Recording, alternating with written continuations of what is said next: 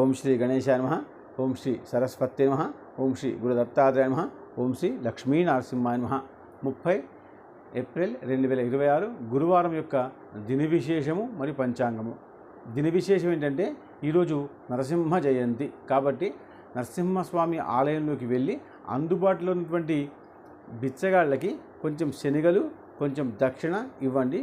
ముఖ్యంగా చిన్న పిల్లవాళ్ళు ఎవరైనా మీకు కనబడితే వాళ్ళకి ఇవ్వండి, విశేషంగా పుణ్యం వస్తుంది. కాబట్టి ఇది చేయడం వల్ల మనలో ఉన్నటువంటి ఒకవేళ ధైర్యం కోల్పోయి ఉంటే ధైర్యం వస్తుంది. ఏ పని చేద్దామన్నా ధైర్యం కోల్పోతే ఆ ధైర్యం వస్తుంది. కాబట్టి ఈ విషయం ఈరోజు చేసి చూడండి, ఖచ్చితంగా మార్పు ఉండే అవకాశము ఉంది, లాభము ఉంటుంది.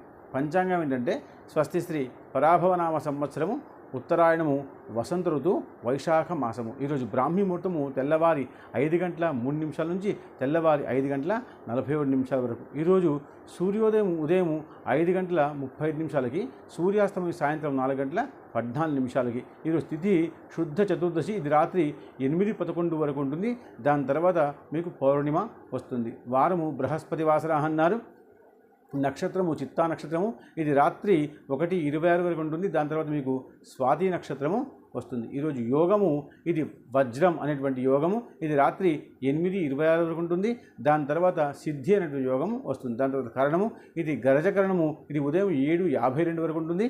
దాని తర్వాత వణజకరణం వస్తుంది, ఇది రాత్రి 8:11 వరకు ఉంటుంది. దాని తర్వాత శుభ సమయము ఇది ఉదయం 5:35 నుంచి ఉదయం 6:38 వరకు ఉంటుంది. దాని తర్వాత మీకు రాహుకాలము ఇది మధ్యాహ్నం 1:30 నుంచి మధ్యాహ్నం 3 గంటల వరకు ఉంటుంది. దాని తర్వాత యమగండము ఇది ఉదయం 6 గంటల నుంచి ఉదయం 7:30 వరకు ఉంటుంది. దాని తర్వాత దుర్ముహూర్తం ఇది ఉదయం 9:48 నుంచి ఉదయం 10:39 వరకు ఉంటుంది. దాని తర్వాత వర్జము ఇది ఉదయం 8:31 నుంచి ఉదయం 10:13 వరకు ఉంటుంది. దాని తర్వాత అమృత గడియలు ఇది రాత్రి 6:40 నుంచి రాత్రి 8:21 వరకు ఉంటుంది. ఈ యొక్క విషయాన్ని